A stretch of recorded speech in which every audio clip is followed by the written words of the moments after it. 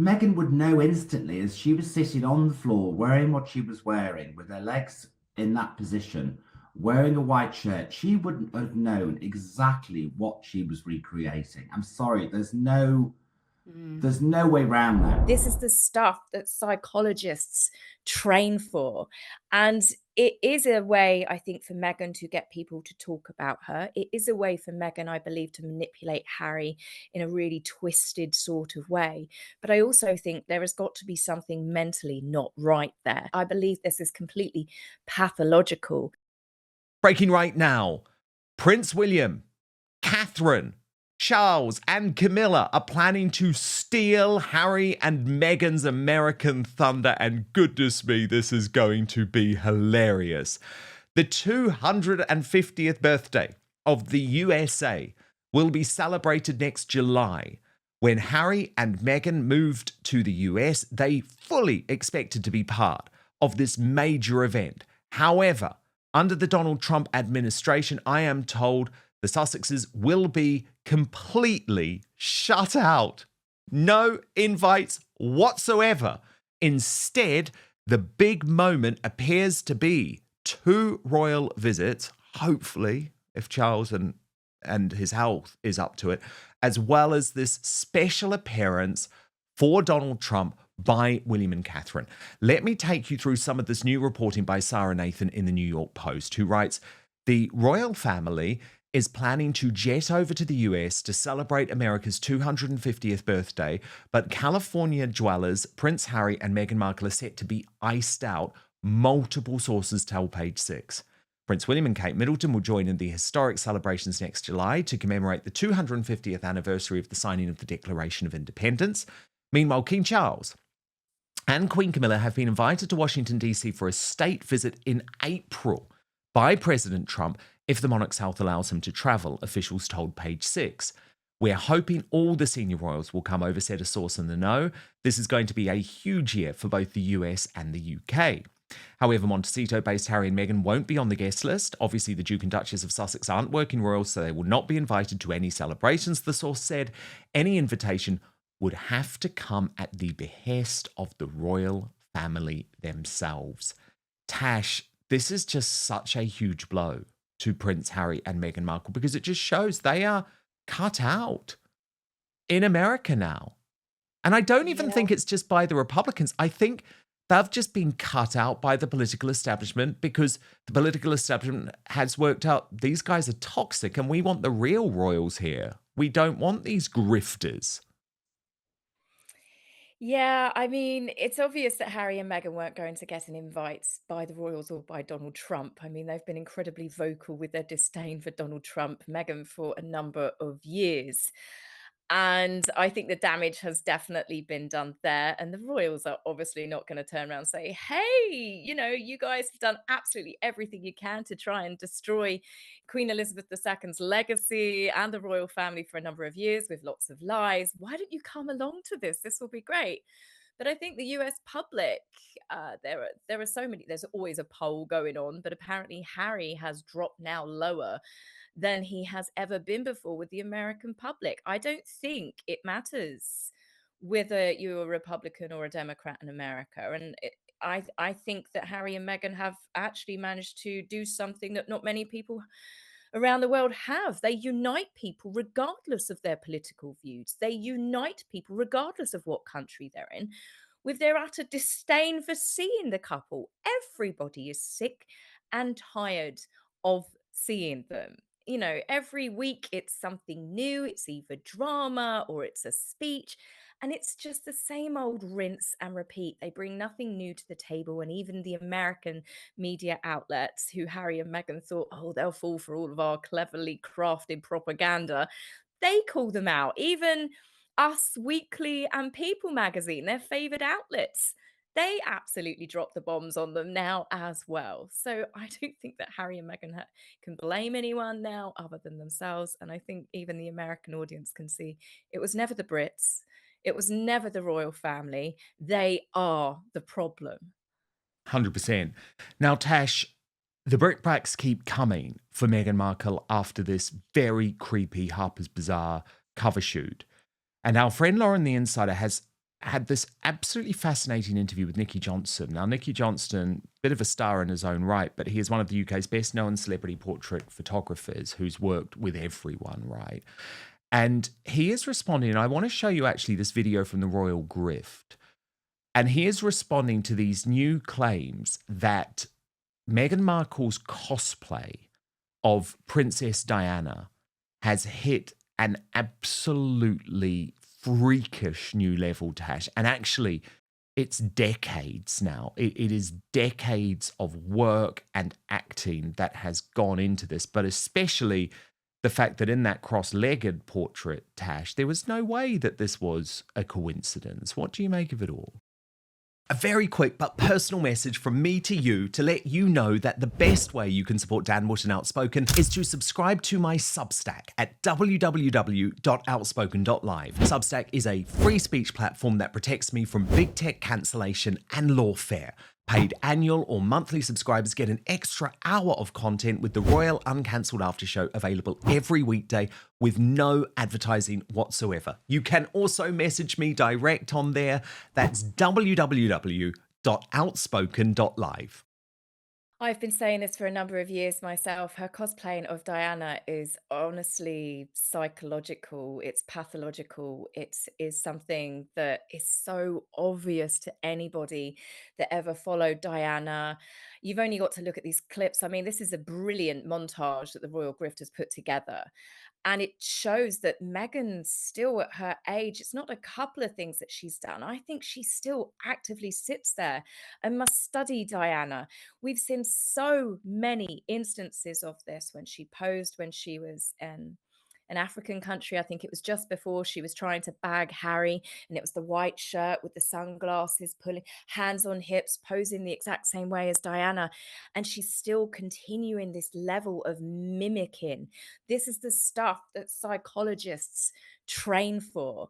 And it is a way, I think, for Meghan to get people to talk about her. It is a way for Meghan, I believe, to manipulate Harry in a really twisted sort of way. But I also think there has got to be something mentally not right there. Obviously, I have got no education whatsoever in the field of mental health. But for me, as I said, I believe this is completely pathological. It's beyond distasteful. It is just all out creepy. But the fact that Harry can't see it, and the fact that Harry still chooses to remain married to a woman who is constantly playing his mother, it gives me the ick right up there with the Elizabeth Arden cream going on his bits and bobs as he thought of his mum. Something that rhymes with ick. Yes, hear what you're saying, Tash. No, I totally agree. I mean, I completely agree. I couldn't agree more. But it was really interesting hearing from Nicky Johnston with Lauren the Insider, because he says that when Meghan would have been posing for Harper's Bazaar, cross-legged, cosplaying Diana, she knew exactly what she was doing. This was no coincidence whatsoever. Watch this. You talk the insiders through how the process works, because we've seen yet again Meghan Markle directly copying Princess Diana and Victoria Beckham, and this isn't by mistake. Can you explain the process of these big production shoots?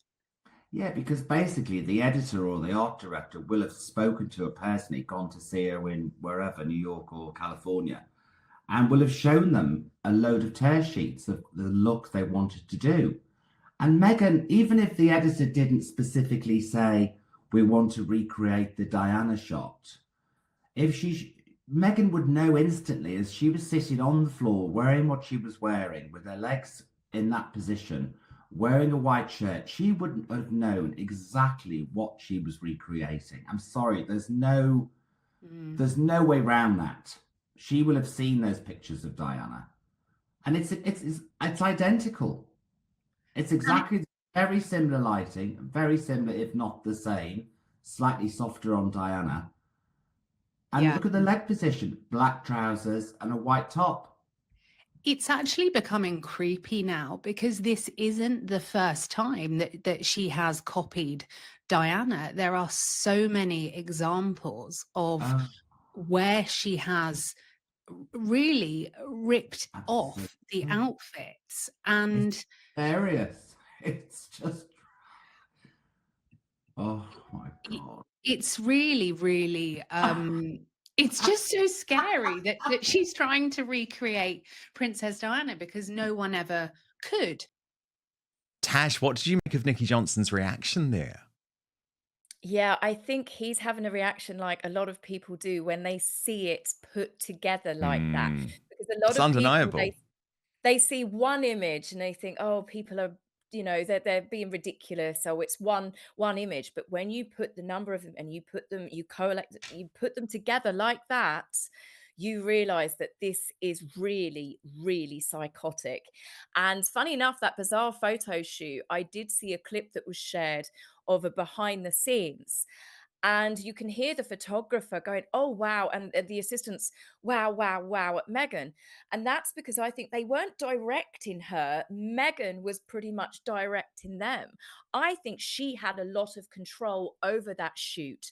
And this is why, if you remember that she fell out with Edward Enninful because she made so many demands that even Beyonce wouldn't have got. And I remember that.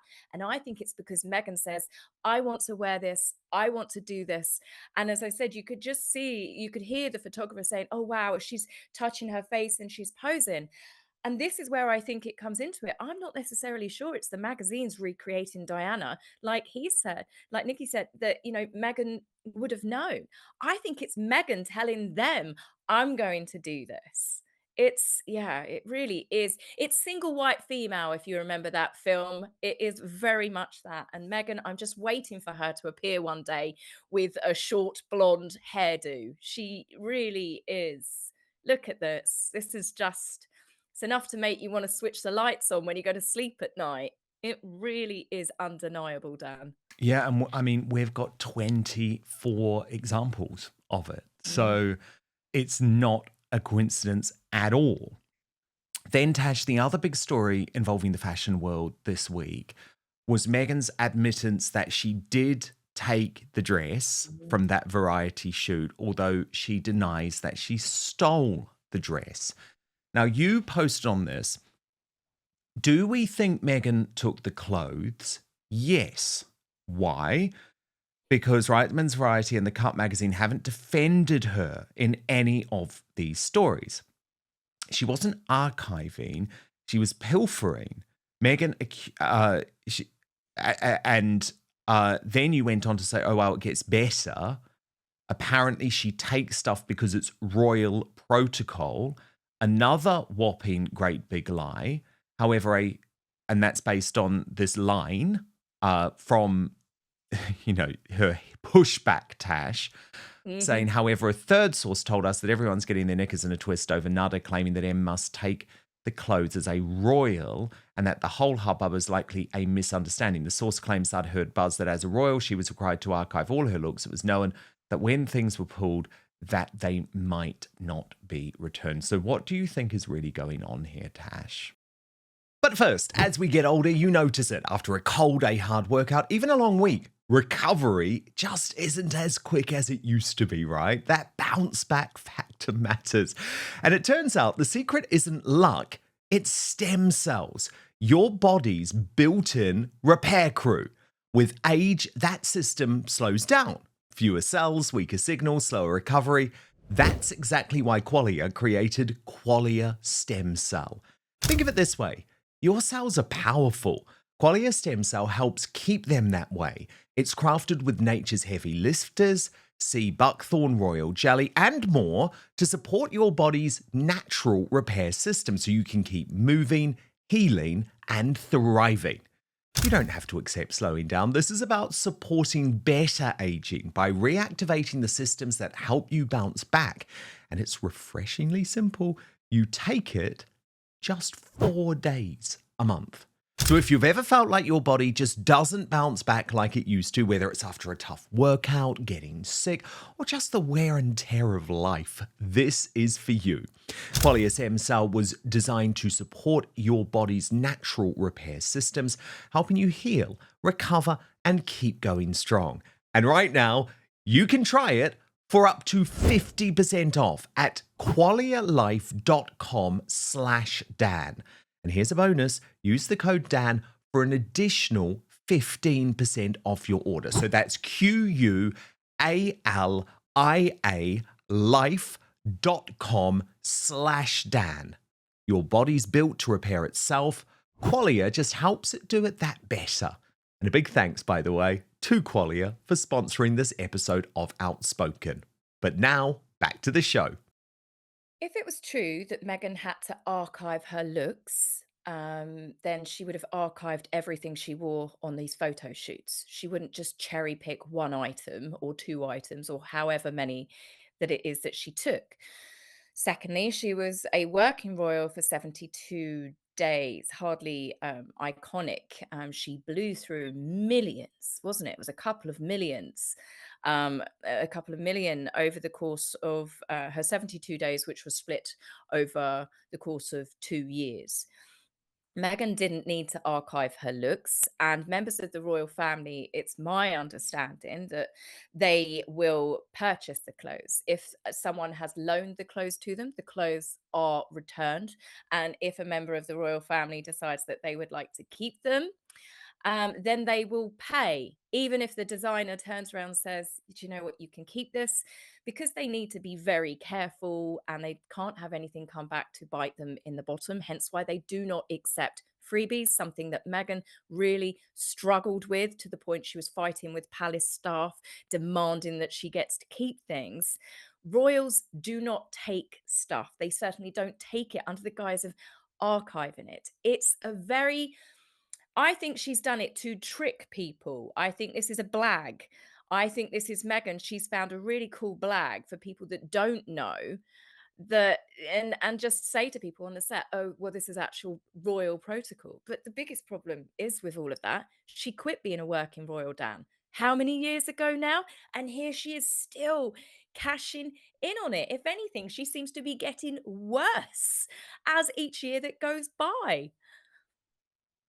She really does. And of course, Tash, you know, these rumors have persisted in the industry for a long time, in part because of Tom Bauer, but also because of Vanessa Grigoridis, who said that Meghan took a lot of stuff after a high-profile photo shoot, and said what's shocking about hearing these kinds of alleged stories is that somebody living in a 15 million plus mansion in Montecito, who's had $100 million of deals, would care enough to take home some jewelry and clothes from a photo shop she can afford. Now, that podcast interview, Tash, has been scrubbed from the internet, but don't worry, I still have it. So you can make up your own mind. Listen to this, Tash. I'll get your reaction off that. Tom Bauer reported that at a Reitman's shoot, Meghan was doing the shoot and everything was fine. At the photo shoots, the celebrities or the important person is never supposed to take the clothes that they're actually wearing in the shoot home,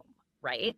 Those clothes are being lent by top designers of the world, perhaps jewelry. Jewelry is incredibly expensive, right? The kind of jewelry that celebrities wear on the red carpet is, you know, hundreds of thousands of dollars.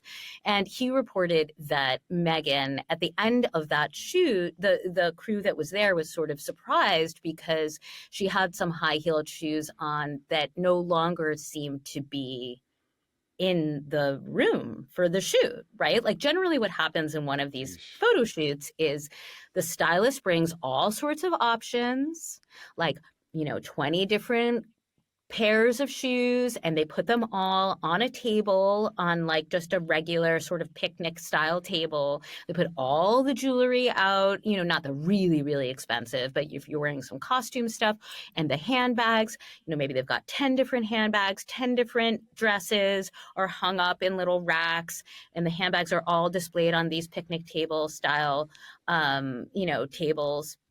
And then at the end of the shoot, everything is supposed to be returned because then it's all packaged up and it's messengered back to the designers, right?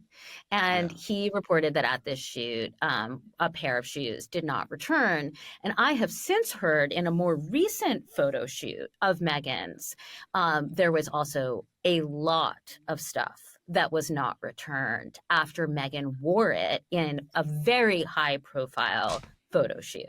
Tash, what did you make of that interview, now deleted from the internet? And of course, we should say Meghan has also threatened legal action against the New York Post, who changed their headline, Tash, from saying stolen to something a little bit less full on.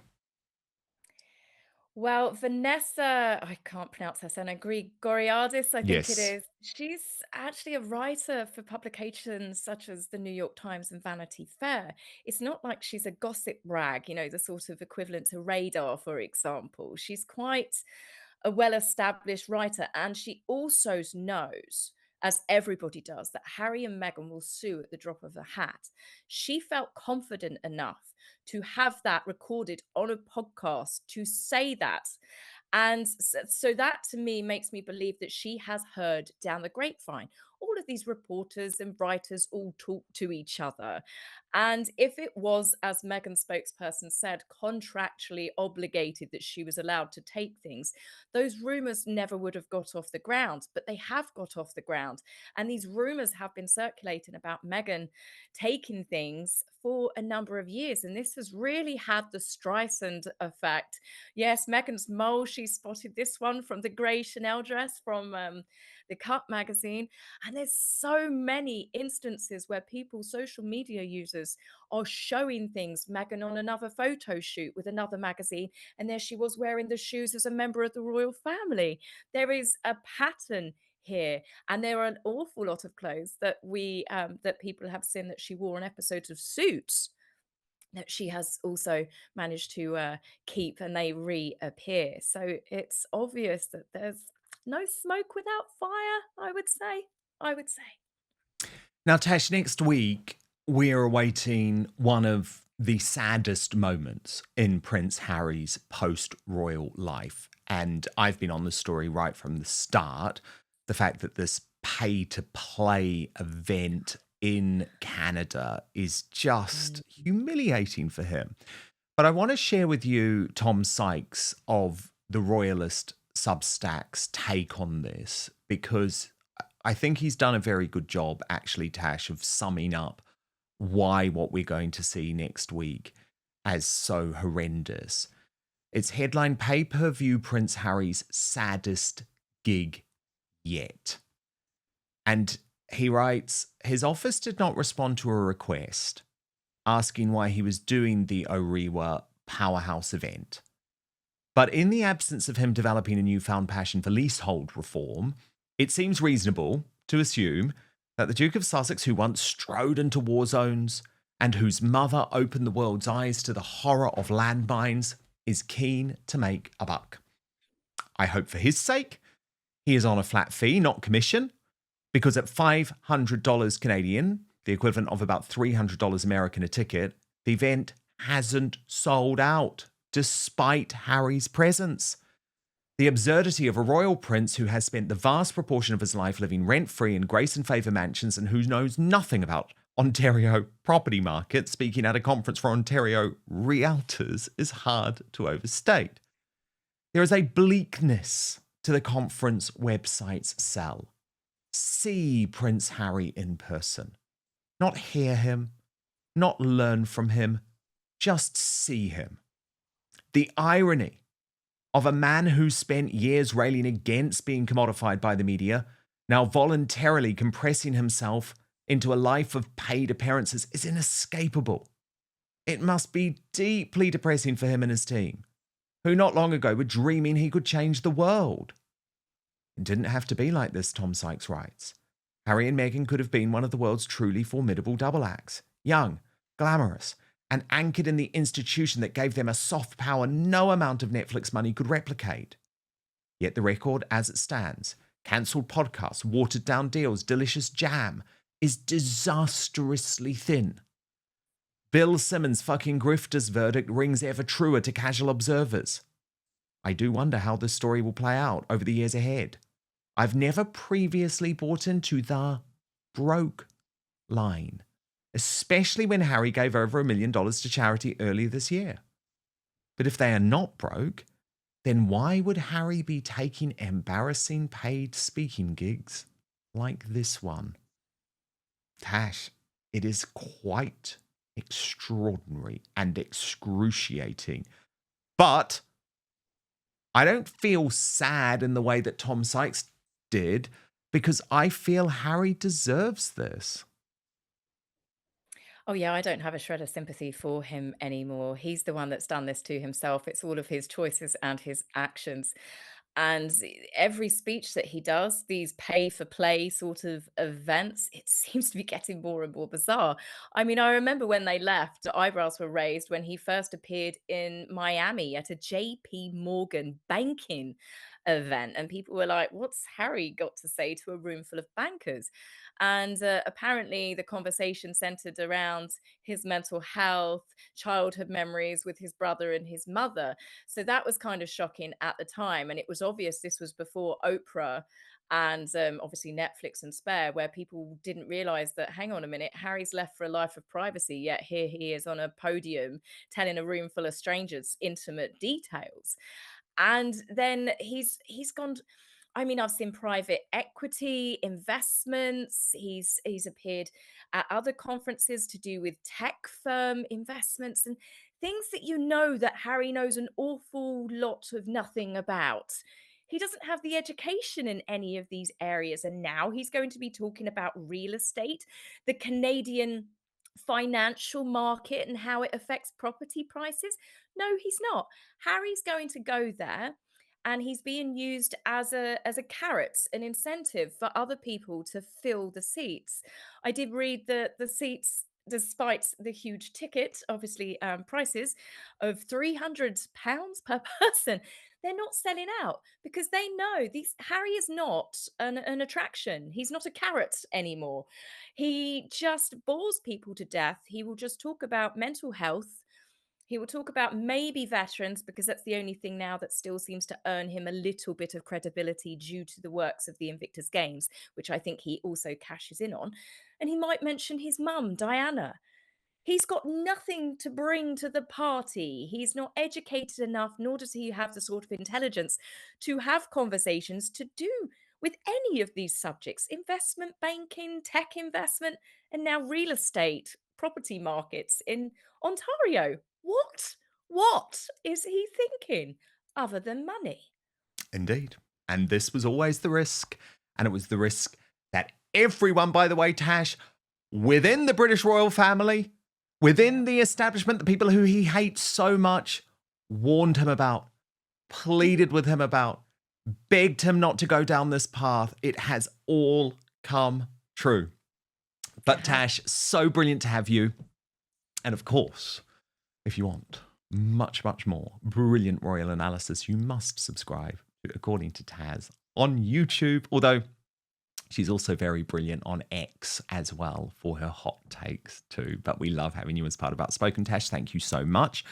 And if you do want first access to our Royal Uncancelled after show here on Substack, twice the length of what you will have just watched on YouTube, we have a special offer running for Black Friday, our biggest ever sale, 35% off. You can sign up right now at danwootenoutspoken.com/sale. Paid monthly and annual subscribers get first access to our Royal Uncancelled after show every single weekday. And you get it with no advertising whatsoever. A lot of people have asked for that. You can watch either live or on demand too. Substack is a free speech community. You can message me directly on there. I love you being part of it because I'm not really safe in the big tech space. I'm very safe on a platform like Substack. So if you do support what I do and you want to really do something to support Outspoken going forward, I know times are tough, but that's why I've got this special one-off 35% discount running for Black Friday. Let me just repeat that website address: www.danwootenoutspoken.com/sale. It is a special address that we are using for this one-off offer, so I will repeat it. That's DANWOOTTON outspoken.com/sale. Have an amazing weekend. Thank you so much for watching Dan Wootton Outspoken. Please click on my face just to the bottom left to subscribe to this brand new independent news source and turn on the notification bell so you'll be alerted to our brand new live shows, uncancelled interviews, and special royal episodes. Outspoken is also now available as a podcast, so you can listen to the show every weekday on the go, wherever you are.